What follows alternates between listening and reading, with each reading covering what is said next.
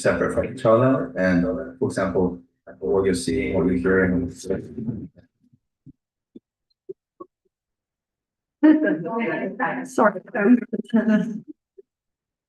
Balls of flowers.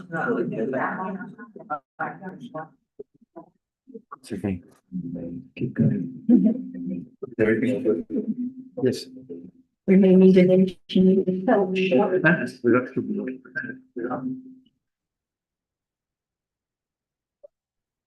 So when we say whether there are the different sense doors and the different experiences, it's like a story about it. But what about now? What is an example of a reality now, a Dharma now? I think like instead of seeing, for example, a laptop there, you'd be seeing colors that's just coming into your eye. Okay, so we can say the color now is a Dharma, because a Dharma means that which is real. Yeah. So what is seen now? Color, but not a person, not a computer. Is it you or me that sees the color? My mom always emphasized that there is no you or me. I'm not 100% sure what that fully means, but Okay, let's say for the moment, because before you said we see or I see the colors. So if is real, is true, what is colors. what is see the colors? Not too sure. Can I or we be seen? It depends on if there is an eye on. Because before you said that what is seen is color. So if seeing sees color or visible object, we can say, can seeing see eye? No. Is eye color? I guess if other people are seeing, but Let's say it's color just now that is seen, because as soon as there's the thinking about computers or tables or people seeing, it's an idea. It's not what is seen right now. yeah. Just as if we say what is heard now, it's just sound. As soon as there is the idea of hearing voices or words or different pitches, it's thinking about what is heard. It's only sound that is heard. Yeah. So the I or we, which we take for being real, is not what is seen. It's not what is heard. Is it what is tasted or touched? No. So it's only what is thought about. Yeah. So usually we live in the world of thinking about different ideas, the idea about I that sees, I that hears, something that is seen, or someone that is heard. So this is the utter belief that we're used to following all day, the idea of someone or something. So if it's not I that sees, because the I cannot be found, what sees at this moment? Not too sure. So no I that sees, no you that sees, no computer that sees, no, cannot be the physical I, because it's not a reality that can experience. So what sees now?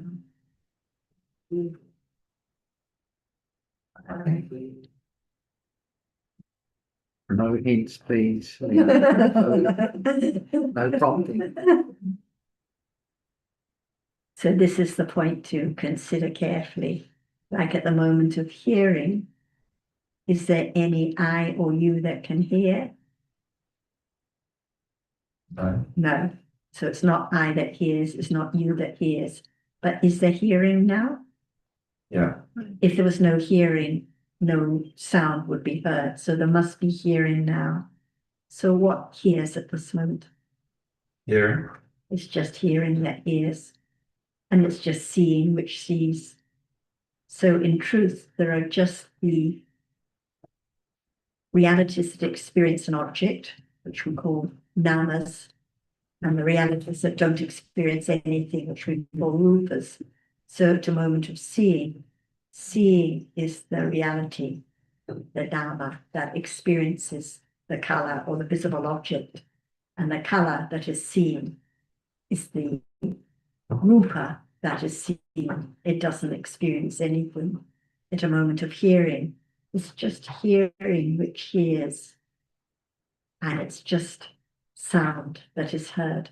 No eye that experiences, no eye that hears, no eye that thinks about anything.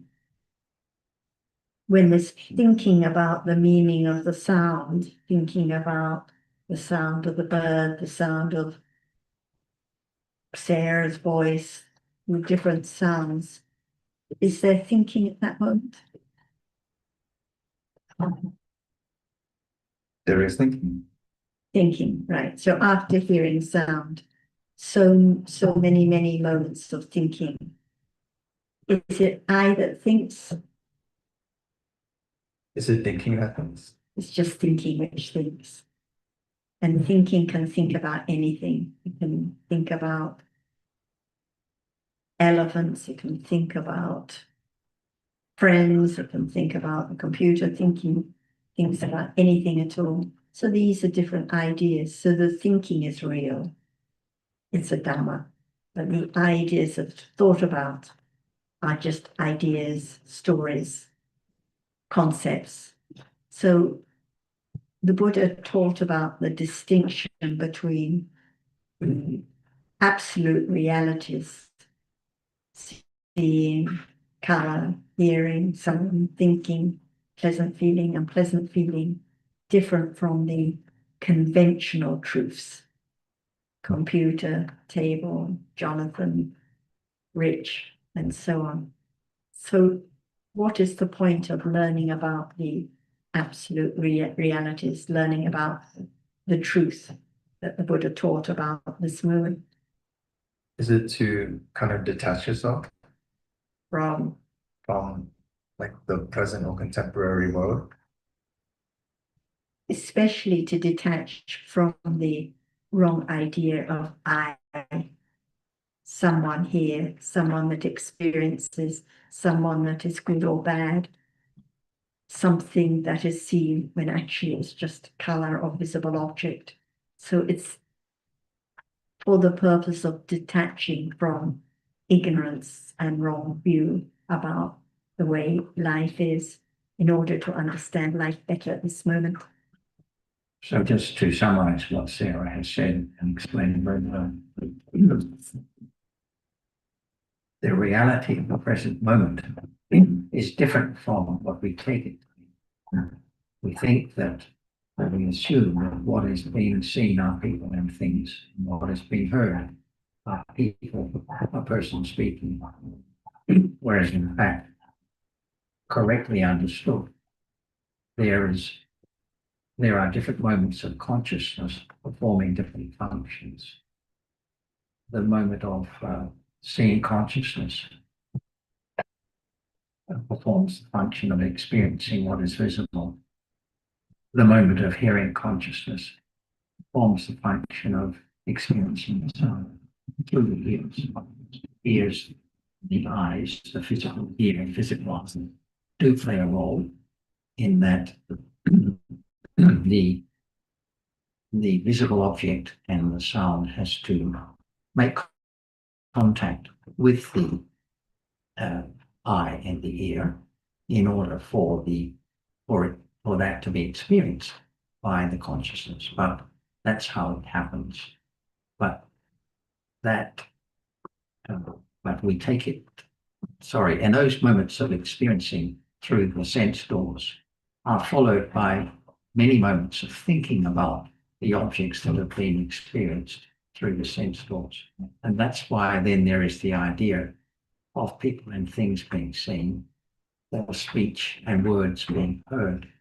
And of course, the meaning of the words is purely a mental process of we can call it thinking and kind of thinking. It means it's happens through the mind, or it is not directly related to the sense door experience that follows along after. And so this explanation of the way things are can be tested, can be verified by any person who wishes to consider the truth of what the Buddha explained. And the purpose for doing that is to better understand life at this moment, because our whole conception of the world, life, etc., is based on the assumptions we have about the present moment, rather than on an understanding of how the present moment realities really are. So our present conception of life is that it's something that is a privilege, that is something that is worthwhile, that is something that we would want to continue on and on forever, as long as possible. And if it comes to the end of this lifespan, we would like it to continue in the future after that. These underlying ideas we have, the underlying clinging to life, is really usually not apparent. But if we consider and are honest with ourselves, we will find that that is how we perceive the world at the moment. Who wants to die? No one. Every living being wants to keep living. And that wish to keep living is based on our present assumptions about life.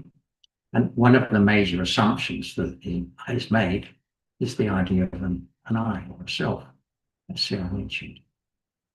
We all have the idea that somehow there is not just the moments of seeing, hearing, and thinking, but maybe something else behind that is coordinating all of that. Again, by having a better understanding of what appears, it will become apparent whether that is true or not.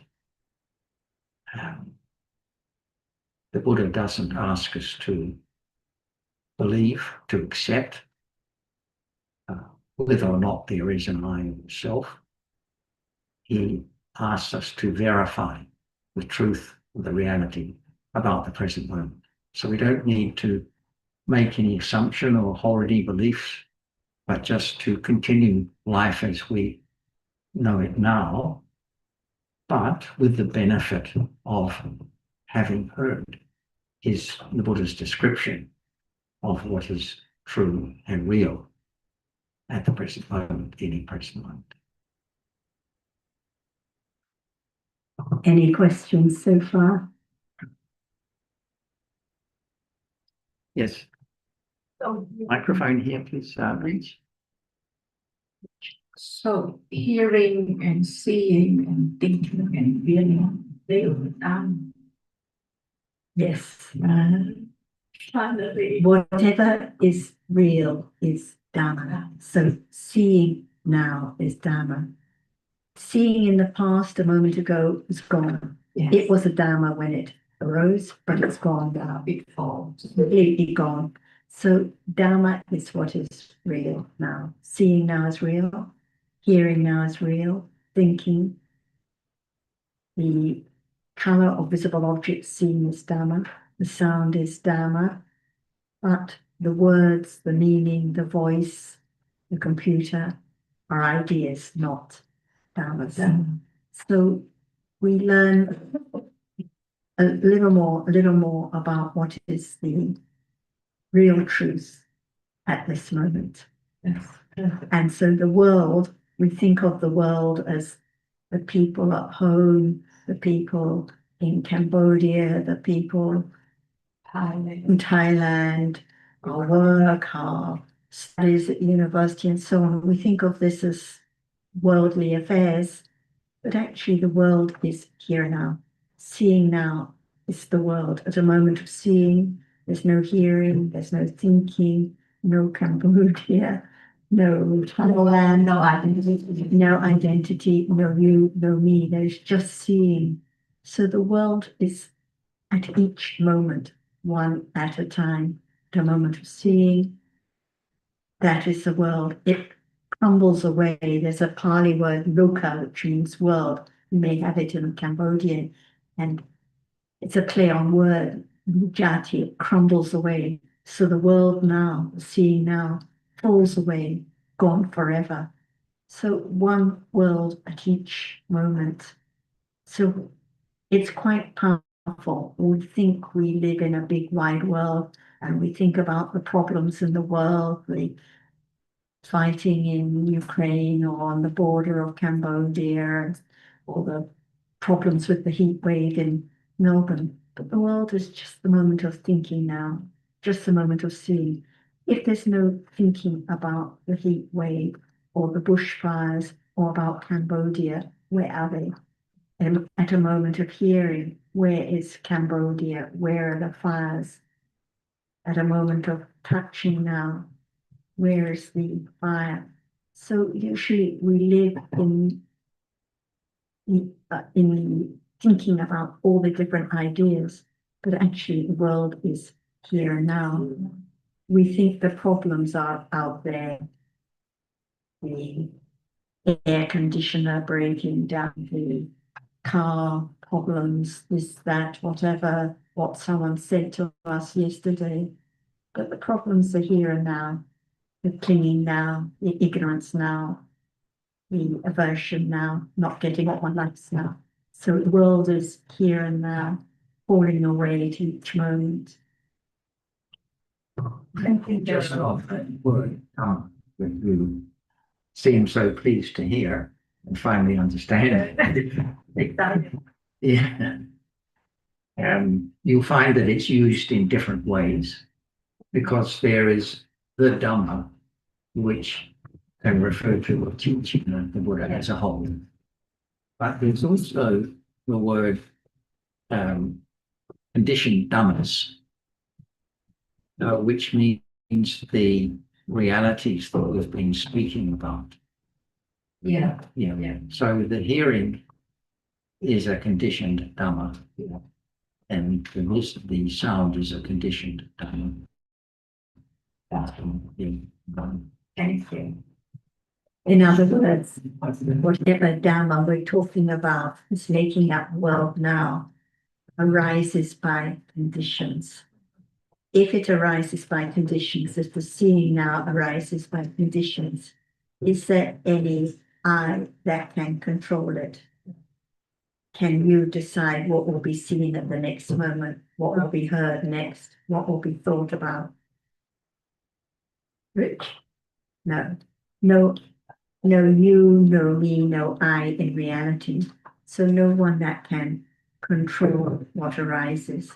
So whatever arises in life, pleasant feeling, unpleasant feeling, hearing of this sound or that sound, each Dhamma arises by different conditions. So understanding the truth means letting go of the burden of thinking I must do something, I must control what arises in life, because all these dhammas are conditioned. Who chose to hear that sound a moment ago? No one. Just conditions to hear sound, and then it's gone. So Sarah, as you said, and actually Dharma is already in this world. It's just because of ignorance that we don't know about the reality, right? Exactly. Because what is taught about and what is understood, no matter the Buddha's understanding or very little understanding, the truths, the realities are exactly the same. So life carries on. just as it's always been, seeing, hearing, thinking, but it's been covered up by the curtain of ignorance. It's like putting down a blind, and what is behind the blind is not seen, is not revealed. So understanding begins to pull aside the blind of ignorance and begin to understand what is true, what is real. So no change in the life or the lifestyle. It doesn't mean one has to go somewhere quiet, or one has to stop studying engineering, or one has to eat a particular kind of food. Life carries on as normal, but understanding begins to develop. And that's why what the Buddha taught is just as true in the Buddha's time for those living in the forest as it is for us living in the city. Anywhere, anytime, any country, the truths are just the same. Ignorance is the same. Ignorance in Cambodia is the same as ignorance in England. It's the same as England in the Buddha's time. The realities, the dhammas are just the same. So we are very fortunate that we know about Dharma. So how about the people, they don't know about Dharma? Because that we learn, so we know what it is, the reality, and what is ignorant. So everything is true, but because of ignorance, that's why we don't know the truth. I would say everything is what we think for the world are just different conditioned dance. So earlier you said the Dhamma is in the world. I think the correct way to consider it is what we assume to be the world. It's just different conditioned dhammas. And one of those conditioned dhammas is the ignorance. One of those conditioned dhammas was the ignorance you spoke about.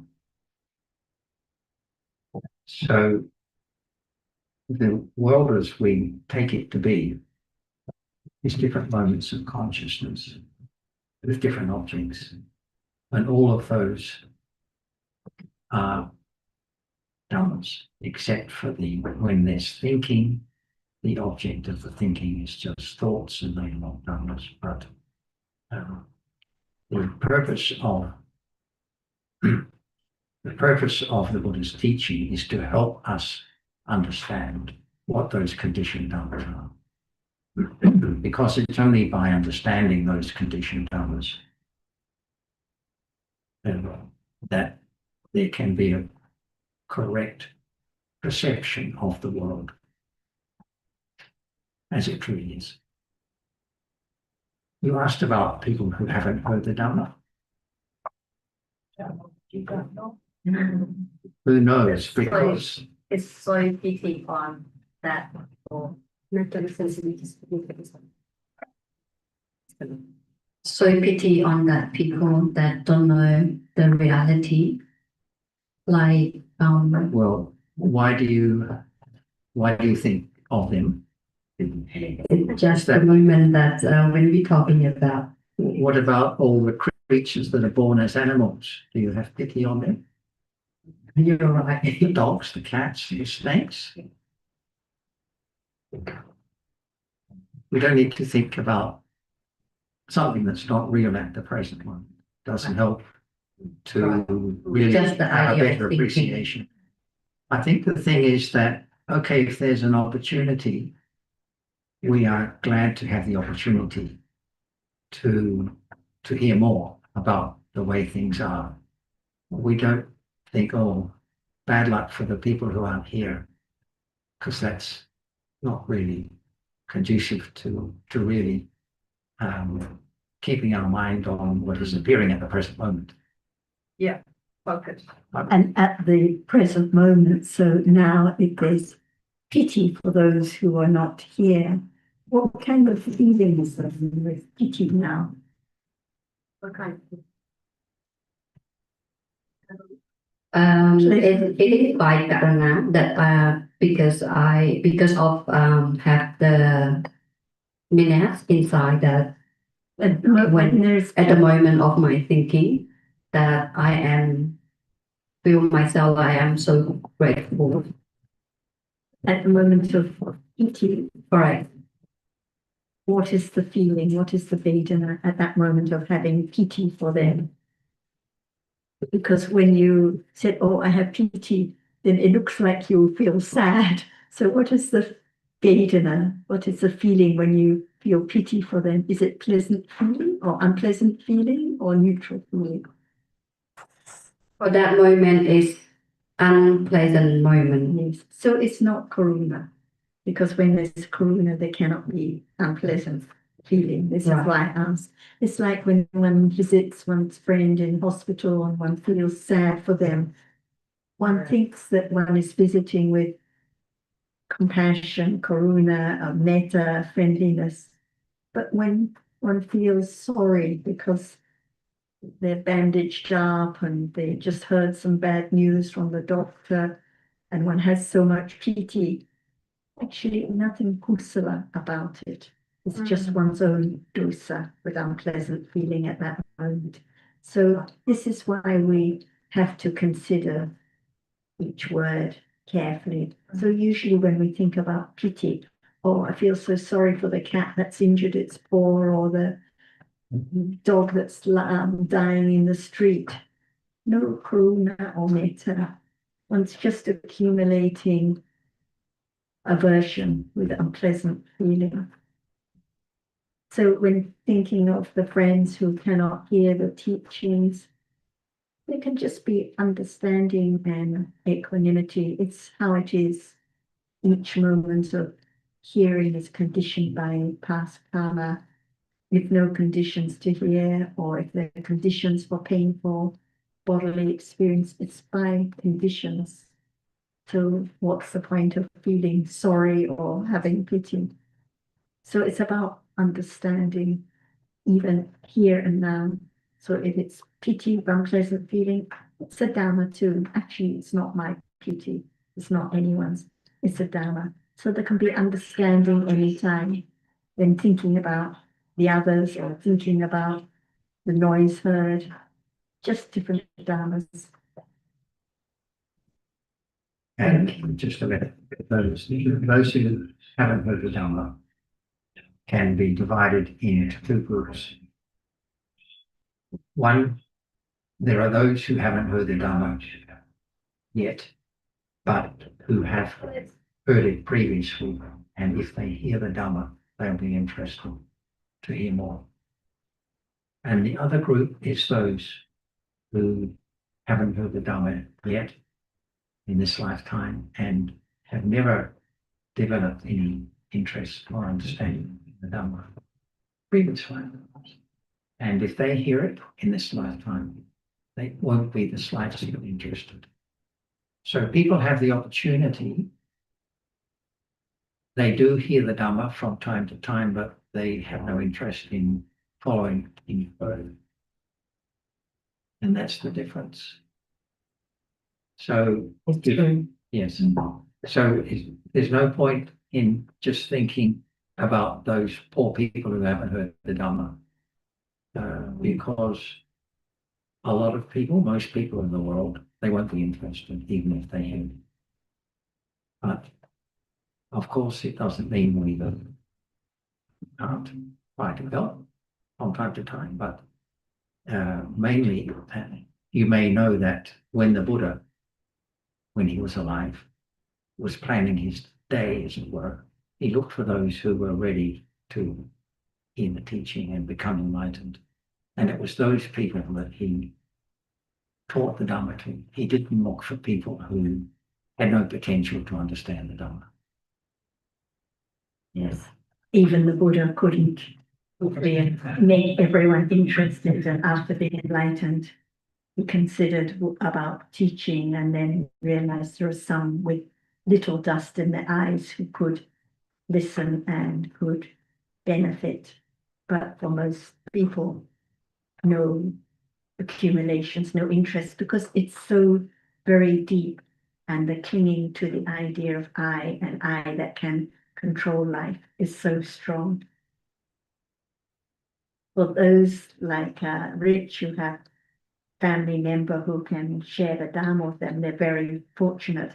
But even in same family, one child may have accumulations to listen and consider carefully, another may have no interest whatsoever. And one can't try to persuade those who are not interested or tries to force it. It doesn't help at all. It has to be their own interest. Yes, Rachel. My brother said, when I asked sister and brothers, I got the other boy, and he goes, you go first, and then we come later, not now. So, like you just said, it's got to be coming from their heart to do it, because my parents, they are religiously following Dharma, especially my dad, but it took me 50 years. Took me 50 years, and they were right under my nose. And my dad always said, Buddhism is not a religion. A lot of them got it wrong, and he felt powerless to spread the news, to spread the teaching. And it took me a long, long time. So that means I've heard this before. His life, it took me 50 years to hear it again. Is that? I think each person has to hear the Dhamma explained in a way that is suitable for them to perk their interest.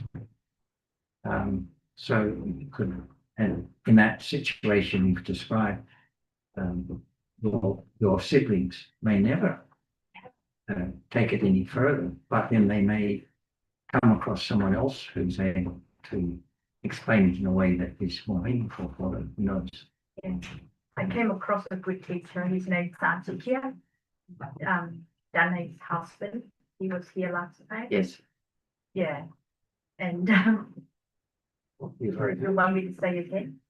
Oh, yeah, I was very lucky. It wasn't for my parents that I feel awakened in a small sense, like, oh, it clicked to me.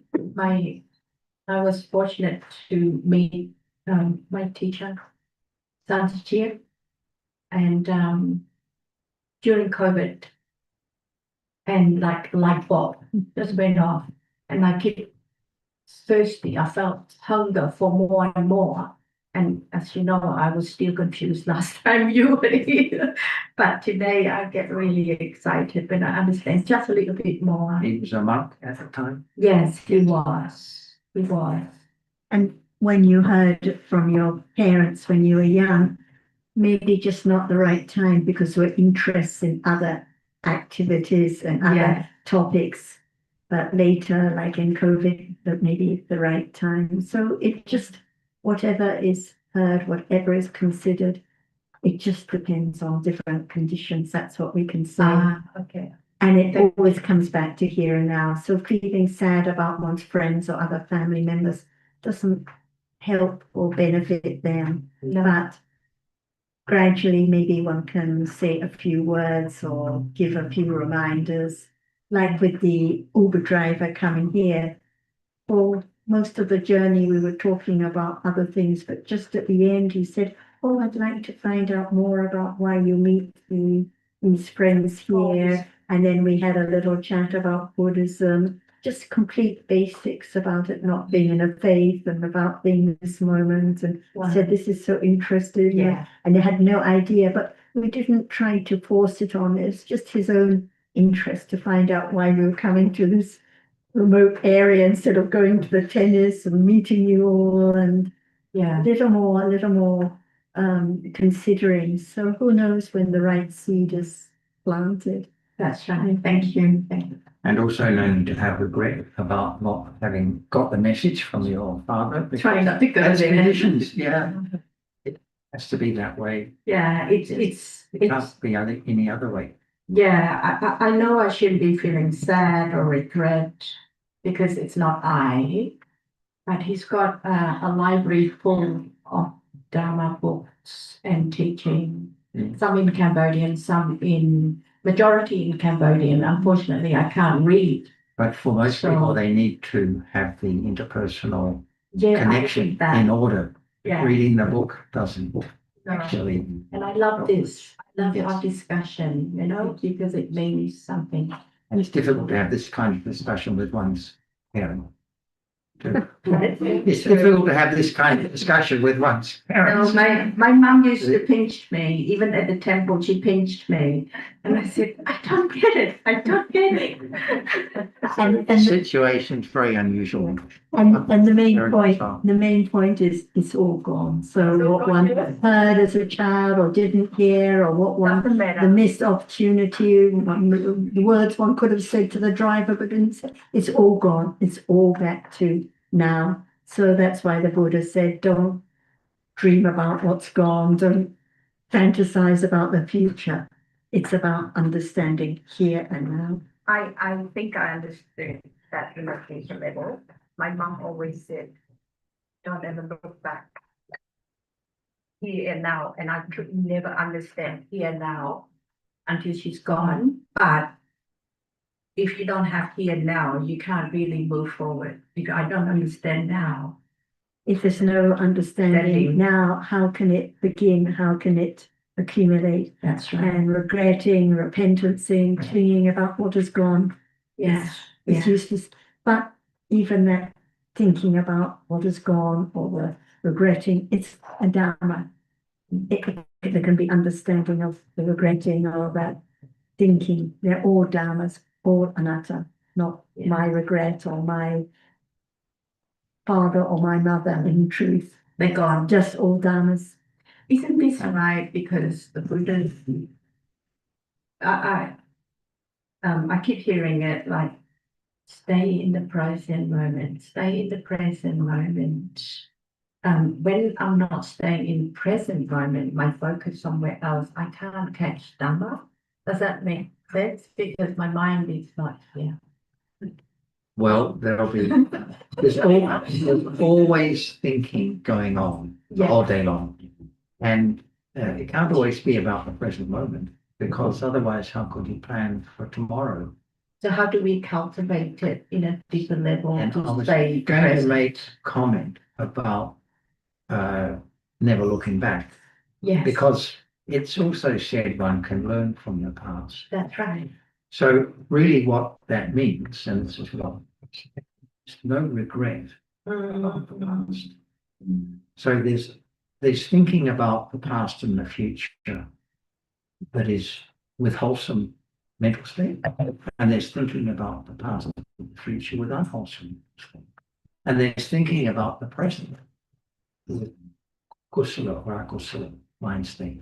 So what's important is not the object of the thinking, but the mental state Yeah. involved. So don't look back, yes, means no regret about what has passed, Yeah. gone already. Yeah.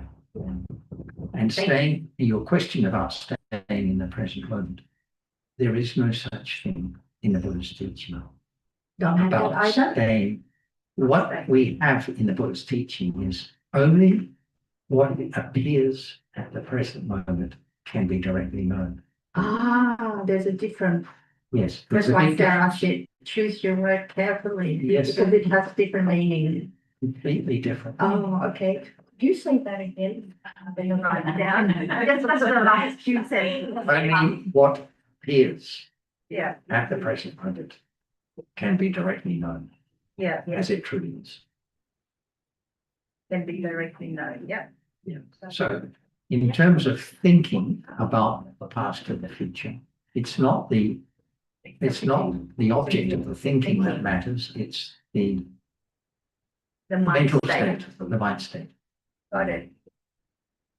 And another way to put it is, there is only the present moment. There are only the dharmas now, but no one can stay. No one can make awareness last, No, because seeing arises, falls away so quickly. It all depends on conditions, whether there is any understanding or ignorance as usual. So no one can stay. No one can do anything. Yeah. If we think of staying in the present moment, We think of I not thinking of other things, but it depends on conditions, what is thought about now. Yeah, is that because things constantly changing? What arises will fall. Or on instantly, yes. And if one tries to stay and be aware in the present moment, it's just clinging to being aware, clinging to I. It's not understanding what appears. Let go. It's Detach. understanding that lets go, understanding that leads to detachment, not I Not I. staying or doing anything. Understanding is the let go, not I. At the moment of understanding, Yeah. there is no clinging. So the understanding lets go of the clinging. Yes. Can that be letting go by choice? Not really. No. By understanding is the only way. Or any moment of Kusala? Yeah. Yeah. Thank you. So back to the realities. Let's say rich. There are those dharmas that experience an object, namas, and those dharmas that don't experience an object, rupas. What kind of realities are the namas that experience an object? The reality of seeing, hearing. Seeing and hearing. sense. So seeing and hearing and thinking are citas. I'm sure you are familiar with this word for the Cambodians, citas, citta. So at each moment of life, there is a citta that experiences the object. Seeing is a citta, hearing is a citta, thinking is a citta. There cannot be more than one citta at a time. Yeah. So at each moment, there is a citta and it falls away instantly. But it cannot arise alone. It has to be accompanied by at least seven mental factors, cetasikas. So at a moment of seeing, there has to be the cetasika pasa that contacts the object. There has to be Vedana, the feeling at each moment, which experiences the object, that feels it with a pleasant feeling, unpleasant feeling, or neutral feeling. There has to be the concentration, ekaggata, that focuses on the object. There has to be manasikara, which attends to the object. So these are all different cetasikas that accompany the citta and experience the object. They condition each other. When thinking with unpleasant feeling, then the thinking is accompanied by unwholesome mental factors, ignorance, aversion, many unwholesome factors. When thinking arises with understanding, then there are many other wholesome mental factors, cetasikas, that arise at that moment. Sati and sada, confidence, and many wholesome factors. So we learn there are two kinds of namadharmas that experience an object. Citas, which are the chief in experiencing the object, like the seeing or hearing, and the cetasikas that accompany those moments.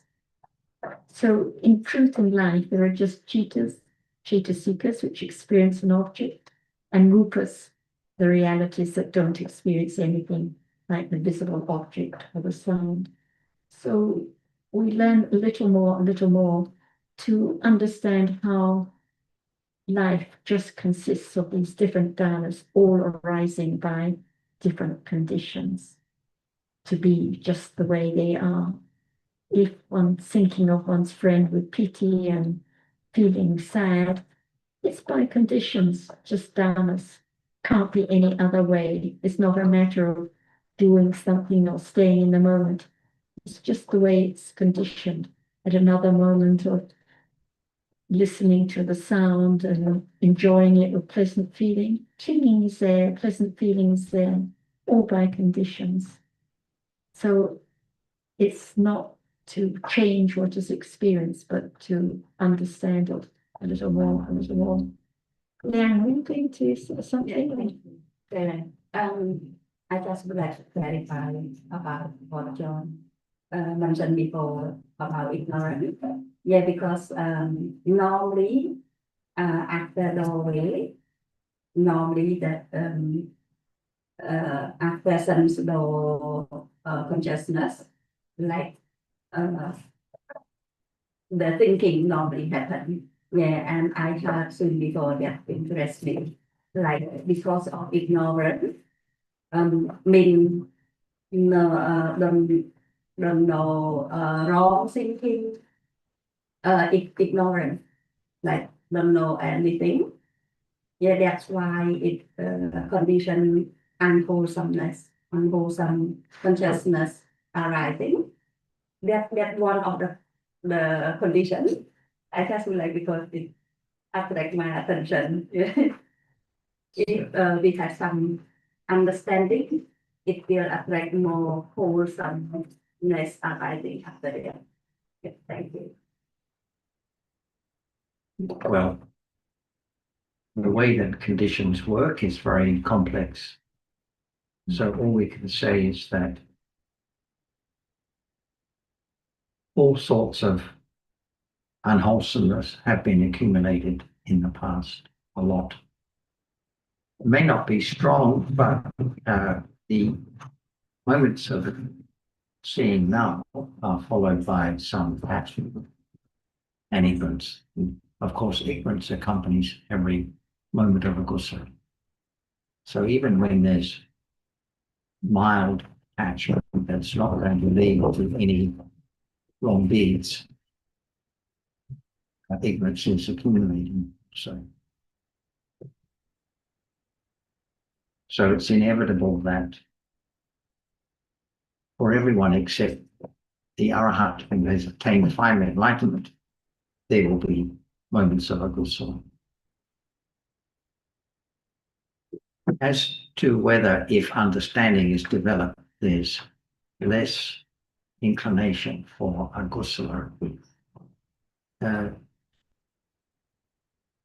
There's no correlation between the level of understanding and the amount of agusala. Because if we think there are examples in the text of people, and the most famous one is Angulimala. Have you heard of him? Yeah. Yes. So he had developed understanding in previous lifetimes to the extent where he was ready for enlightenment, but still killing. Yes. Motivated by This wrong view, which is rooted in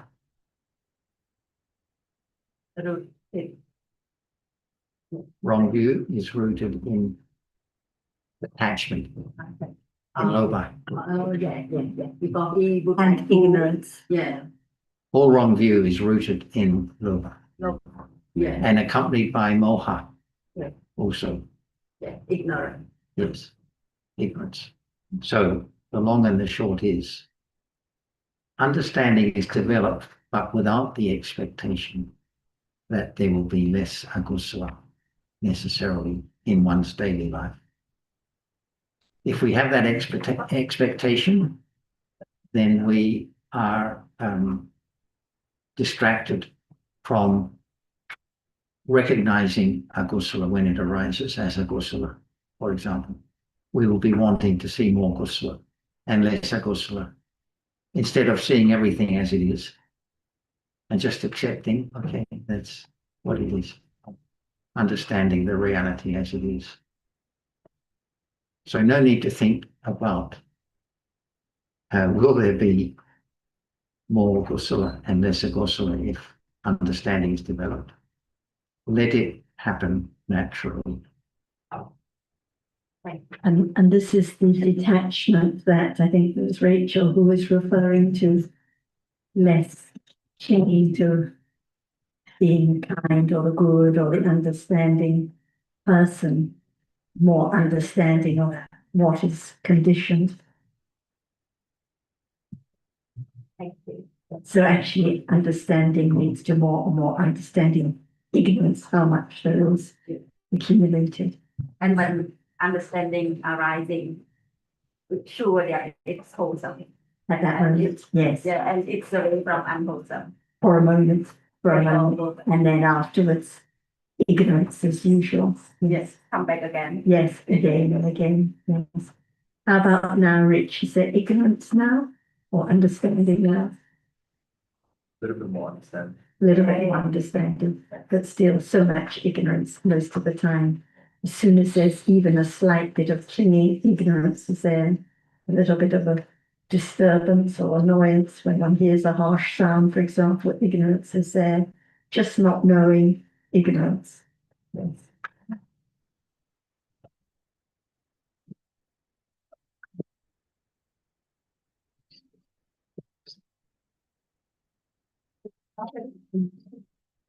Yes, I can't, yes, hi, how are you? Sarah, I would like to have a bit, just without popping up with the patient. It's with my thinking is that coming up and ignoring, they got like different function. But if Sorry, what was the first word? Anya, yes, Yes, ignorant. yes, ignorant is a different function. And when Panya, they know because Panya is one of the function, and ignoring it's the don't know thing, and is that it look like the mind playing. I don't know how to explain. It's because of, we always like want to, like example, Lian one this is thinking about something, and Panya like they know something is happening, and I'm cracking up now.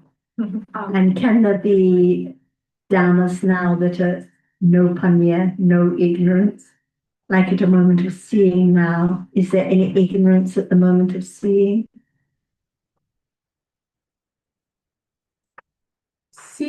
Seeing sometimes it's got ignored and sometimes it's not. Seeing is result, vipaka, result of karma. At a moment of seeing, just 7 chaitasikas, no unwholesome factors, no wholesome factors at that moment, no ignorance, no panya, nothing good or bad. It's just result. So at the moment of seeing, just the pasa that contacts the object, the vedana that feels, the concentration that focuses, the chaitana at that moment that coordinates, the manasikara that attends, no ignorance at that moment. So that's why we have to learn about different moments, different realities. Moment of hearing, no ignorance, no panya.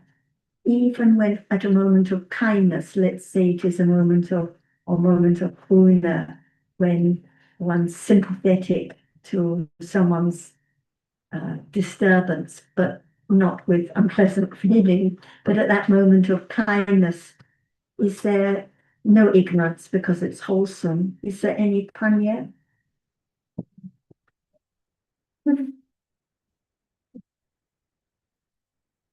Is there any panya at that moment of karuna, of sympathy, or metta, moments of kindness?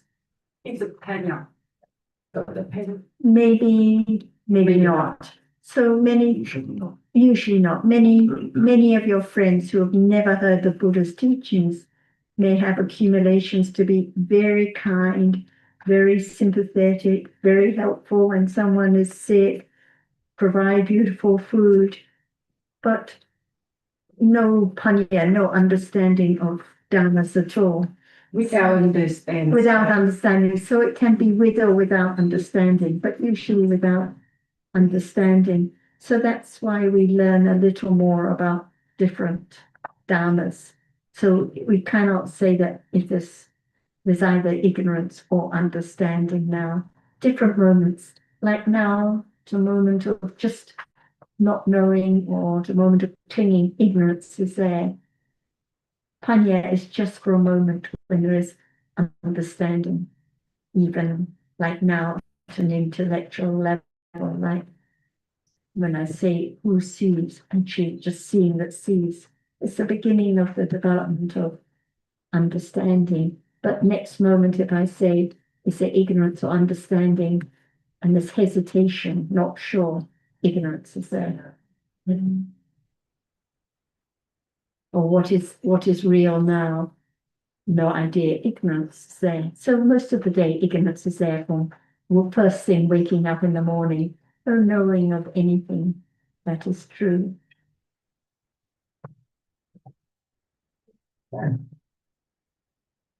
Hi, Sarah and Jonathan. Maybe everyone in here. I just would like to say, each Dharma teaching and his lesson is very subtle. We actually wouldn't know what is the moment having arise and falling away by our thinking, by our understanding. No one would know at the present moment. Everyone would say the conclusion, oh, I see Jonathan, I see Sarah coming here. But the actual that Buddha wanted to teach us is not that. He wants us to see the reality, the reality of what is Paramatma. So, according to my experience, and I was born up to now, I'm just starting to study Dharma. It's about 5-6 years ago by listening to the monks. I never thought that in our life, the moment of you living by six doorway, that's the moment of you hearing, the moment of you seeing, the moment that you testing is a life. I always thought that life is about from the born until death. Yeah. And I never thought about the accumulated tendency that to be built up from one life to one life. That life I mean about each moment of you seeing, each moment of you hearing, each moment that you thought. Never thought about all of this. And then until I studied Dharma, then I start to realize that, oh, there's something else special and different from what everyone here every day, everyone thought every day about life. So I start to study more detail. What's life in Buddha he wants to teach us, he wants to say. So no matter what I try to study, I never get a result. Until one day, I heard from Venerable Sanskrit. He keep on saying about Tapatan, and also about seeing, hearing each moment. I said, oh, it's easy, seeing, it's just seeing, you can see this and that. But actually, seeing is about the object of your Vinyan, Chakko Vinyana, about Chakko Vinyana, that we see the Rupa. It impinges your eyes door and you can see. And then I never work it out. What does that mean? Up to now, I can understand by reading the book, by hearing from Ajahn Sujin, from your group, and then from a lot of people. They been telling, oh, you know, about the Vitay, Jacko Vitay, like seeing is another big Jacko Vinyana. You can understand it, but you never feel it. It actually, we can say we, but it's happened already, but there's no way that the actual seeing at that moment, you can feel the right time at that moment. So that's why Buddha, each word of Buddha is very subtle, and you have to study bit by bit slowly and understand that present moment. Yes, and I just make one comment that what you say is all correct, and of course like you say, it's so subtle, and the idea that you can feel it or you can study, or it's so deeply rooted. So even when we hear about Chakra Vijnana, seeing consciousness, seeing what is visible so quickly, it's the idea of, oh, I should be aware of it, or I should experience it.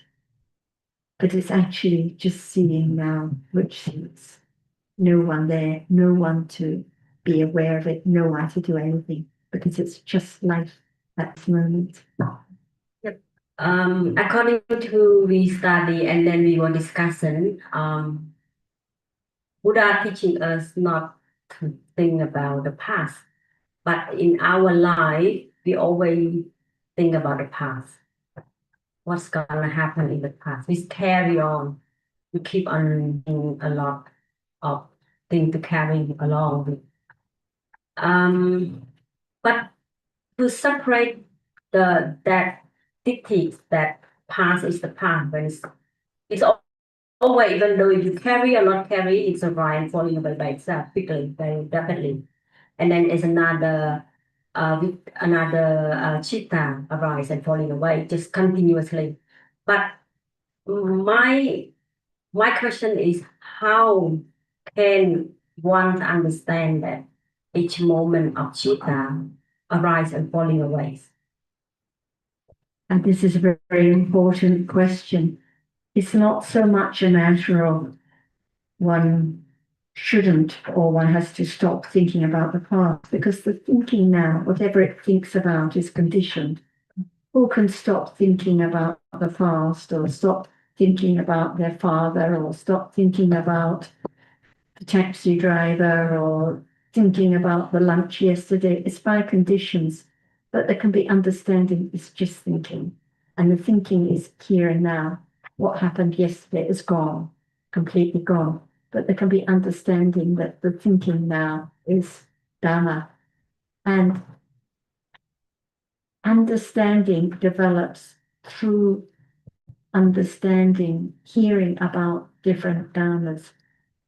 If one has the idea that one's father, alive or not alive, is a reality, it's not understanding the truth, that it's just thinking now. Actually, in truth, no Jonathan, no Sarah, no teacher, just different dharmas arising and falling away. If there is no understanding of Dharma now, for example, seeing now, not just trying to catch it, but if there's no understanding of the reality now, the sound that is heard, just sound now, how can there ever be the direct understanding of those dharmas? And how can there ever be the even stronger understanding that of the arising and falling away of the reality? So many people go to meditation centers and they hear about anicca and they hear about satipatthana, and they think that they can focus on an object and experience the impermanence. Everyone knows, oh, the sound of a lawnmower will go away. But this is not any understanding of impermanence. It's just thinking about a story about the lawnmower, because it's just sound that is heard. So the understanding has to begin with the understanding of the dharmas we've been taught about. And if one is clinging to experiencing the impermanence, it detracts from just understanding what appears now. So the understanding has to develop gradually in its own way, as Jonathan was stressing. The understanding we're talking about now, the sound that is heard now, hearing now, this is not satipatthana. This is the beginning of the right intellectual understanding about dharmas, pariyatti understanding. And that pariyatti understanding has to be so firm, no thought of going somewhere special, no thought of following a practice, no thought about, oh, it would be better if I was quiet or sitting in a different posture, or there was no lawnmower.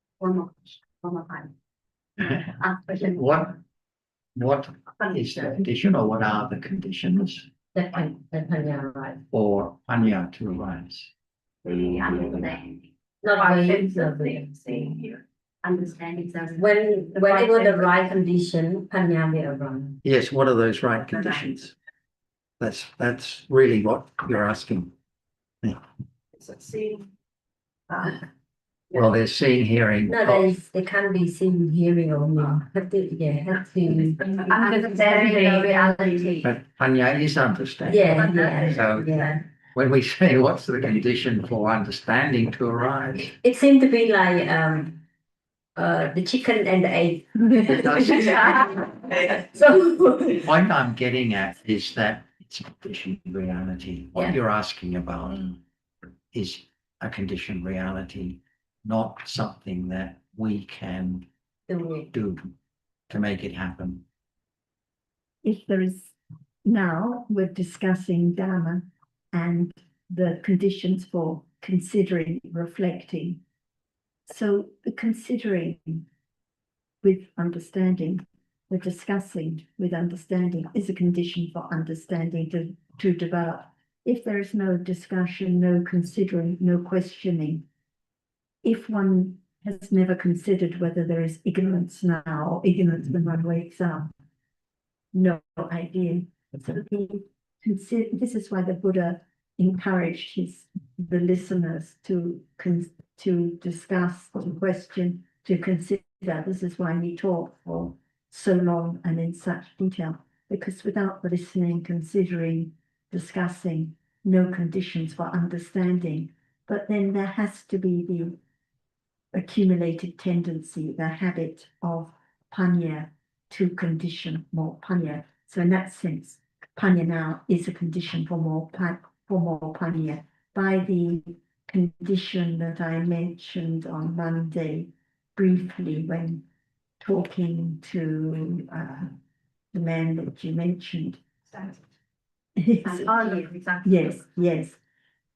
The accumulated tendencies by Pakutu Upanishya Pachya, natural, decisive support condition.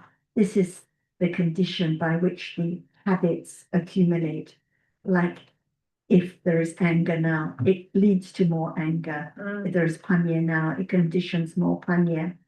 So by listening, considering, panya develops and it conditions more panya by this condition, by the habit becomes more and more entrenched. Can I just interrupt in that point? So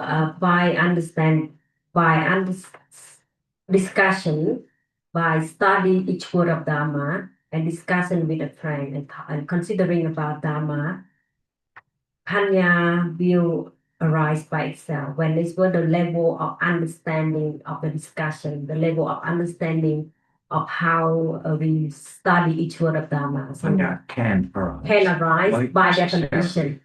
Won't necessarily be at the time of the discussion.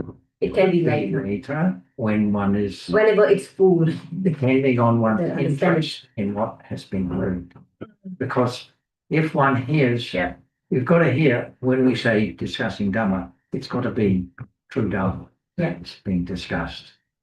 And then that is a starting point, that is a necessary condition, prerequisite, because in this lifetime, if one never heard the Dhamma explained correctly, there would be no Panya arising, even though one had accumulated a lot in a previous lifetime.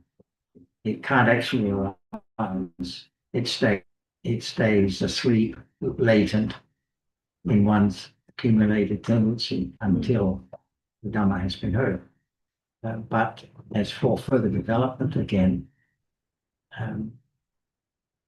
one cannot think one's way to further understanding by oneself. It has to be prompted by hearing the Dhamma again and again. And one's interest in what has been heard will consider reflection on that, maybe not deliberately reflecting or thinking about, but happening by conditions. as one goes about one's daily life, one is turning over in one's mind what has been heard. And that can condition my awareness and understanding. Not our wish to have more Anya. That is not one of the factors that the Buddha mentioned as being a condition for the development of understanding. They are the conditions you referred to in association, discussion, reflection. Yeah. Have you heard about Sutta Maya Panya, Chinta Maya Panya, Bhavana Maya Panya? Sutta, heard. So Sutta Maya Panya is understanding based on what is heard. Like now, we're talking about the Dhamma, there may be some understanding about the Dhammas because of what has been heard. Chintamaya Panya is the consideration, the understanding based on the consideration about what has been heard. Some people may listen and go away and no more thought about what has been heard. So there's a little understanding at the time, but afterwards just thinking about the daily chores and the shopping and the eating and having fun. Chintamaya Panya is the consideration we're not hearing, and it conditions the Bhavana Maya Panya, the development of understanding based on what has been heard and what has been well considered. So the hearing is important, but the considering is even more important of what has been heard, and the development of understanding develops naturally from that. Yes. But not, as Jonathan said, the wishing or trying to have more understanding leads in the wrong direction. Thanks, Sarah. So some people hear but never think about it or consider later. They may enjoy being present and listening, but no conditions to consider more. So what you have said, Sarah, just then that about the three of that. So is it that refer to that you said before is a parayati understanding? That's the Yes, I would say the Sutta Maya Panya, the understanding based on what is hearing, and the Chinta Maya Panya, the careful consideration, degrees of pariyati understanding, and then the Bhavana Maya Panya referred to is the development of the direct understanding. And sometimes you will hear Jiangsu Chin on the Zooms talking about the three rounds, and often people are not clear what she's talking about. The first round refers to the firm pariyati understanding, the Satchanyana of the Four Noble Truths. So the understanding about different dharmas, the way to develop the path. This is all, when she says, oh, it's only the first round, she's referring to how it's just the pariyati understanding of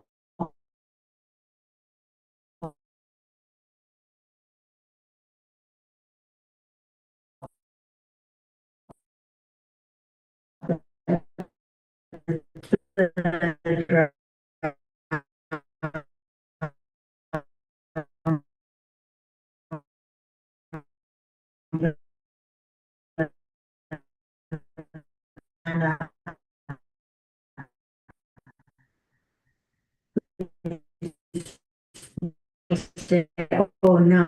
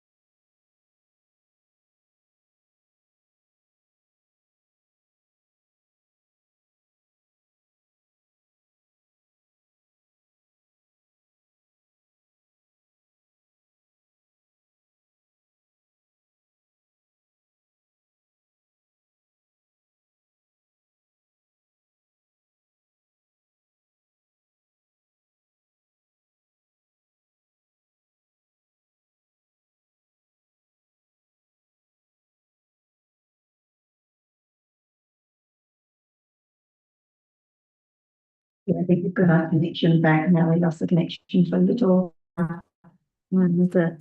So we were just emphasizing about the 3 rounds, and the first round is the firm pariyati understanding of the noble truths. And I was just saying that if one still thinks that maybe it'd be better to go to a quiet place or go on retreat or focus on breath, it means there's still doubt and wrong understanding. It's not a firm pariyati understanding that can condition the doubt understanding.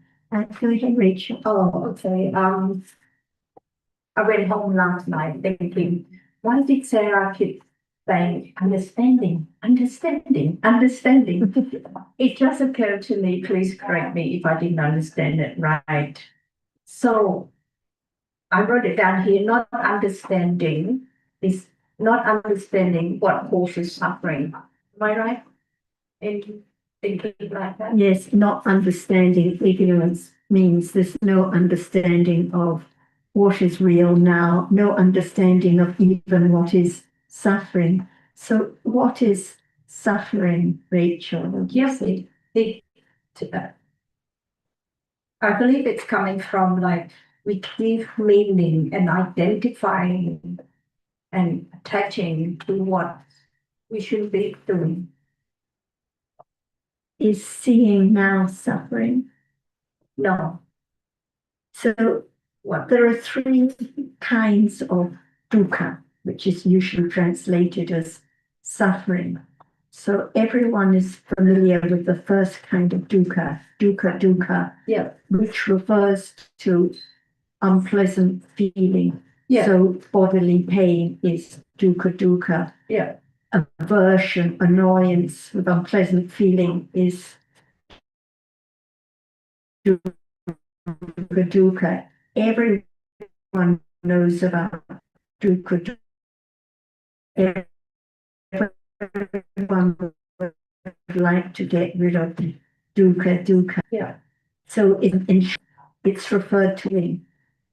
Now the temperature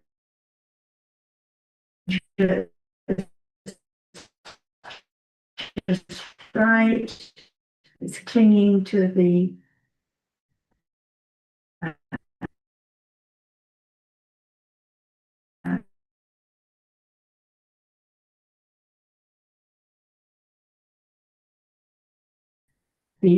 parina.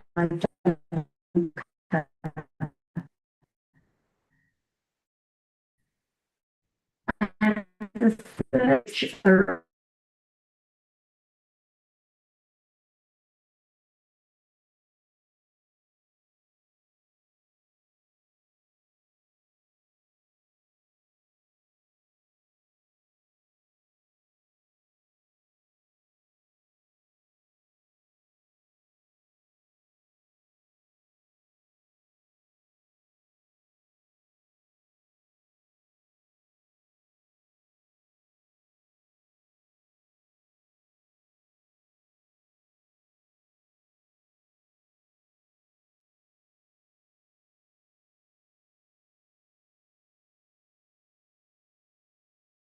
here now is conditioned. It arises, it falls away, uncontrollable, not a refuge because it's gone. Yeah. So this is the third kind of dukkha, sankhara dukkha. So when the Buddha taught the 4 noble truths, the first truth is that whatever is conditioned is dukkha. Unsatisfactory is a better translation in English. So it's unsatisfactory because it's anicca and it's uncontrollable. Yeah. So whatever is arising is dukkha. Yes. Okay. Thank you so much for that. So joy, pleasurable feeling, and unpleasant feeling. It's conditioning. Or dukkha. Yeah. So the first kind of dukkha just refers to what is unpleasant. Yeah. The second to what is pleasant. Pleasant. But the third kind, Sankhara. all downs. So the only dhammas that are not dukkha is that which is not conditioned. So nibbana is not dukkha, but Yes. all sankhara dhammas are dukkha. So sabbe anicca, sabbe dukkha, sabbe sankhara. Sabbe sankhara anicca dukkha, and sabbe dhamma, all dhammas are anatta.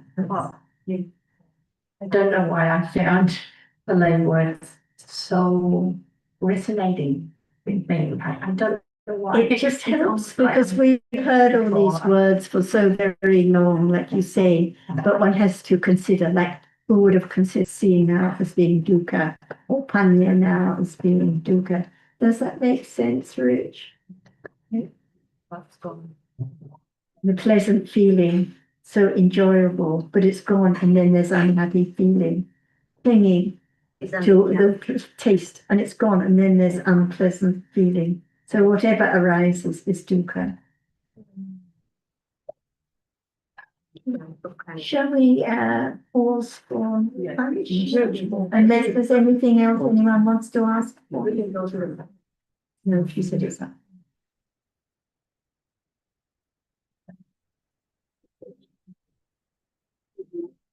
So how can I enjoy the nice weather now without saying, wow, such a nice weather?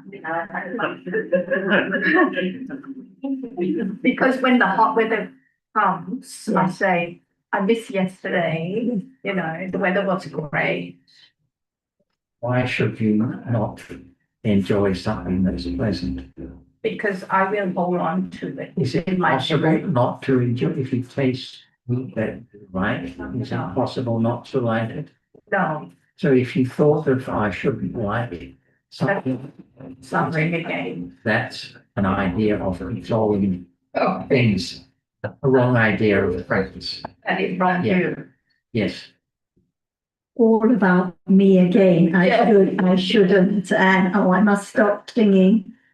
So the clinging to I, what I should and shouldn't do, what I should enjoy, is not the understanding of Dhamma as condition. I'm going to ask this question since I'm asking quite a few questions already. But last, just quick one. This is personal. I'm having trouble accepting myself when my grey came. Like when I got grey hair, because I felt, I know I'm identifying the I again. I felt like walking around painfully because I've got such a dark hair and it's big contrast when it's grey. I know it's not the right view, but I'm worried what people will look at me and think of me. Why do you worry? Yes. Why do you worry? Because people commenting. Some people worry about that and others don't. What is the reason? Because I want something that I don't have control on. Different accumulated tendencies. Oh, Different habits. oh, Different likes and yeah, dislikes, different sensitivities. yeah. Yeah. They've been accumulated. Yeah. And they're all dhammas, not my worry or my anxious. It's just Not my dhamma, hair. thinking with worry and clinging. If you don't, That's it. don't worry about going grey, you worry about something else. Yes. So what's the point? Trying to, It's nothing worried about my grey, right? Comparing to somebody who's got cancer. right, well, that's true I too. think at that moment is panya right, then will be eliminated, the worry. Yeah, but what's the condition for panya? Or only when you study and think, considering about. Yeah, so you can't have panya just because you identify, I'm worrying about this. No, Only you have to be, not you, only understanding about only hearing understanding. Dhamma, talking and understanding Yeah, but what's, understanding, which is going to arise more, the worry or the panya? of course, the worry. Worry. But because the level of understanding still. Panya is few and far between compared to the worry. That means I'm not quite So- understand about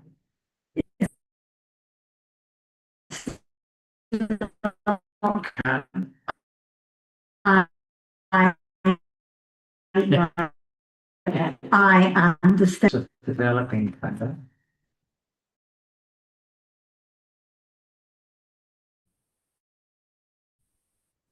Animal and inclusion is around the big.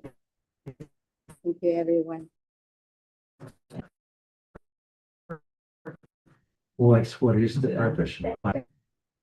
We can continue this topic afterwards. Yes, very good. Thank you. So those at home, we'll start again at 2 this afternoon. Thank you so much. Yeah, good topics and questions. That's all. Thank you, John and Sarah. See you.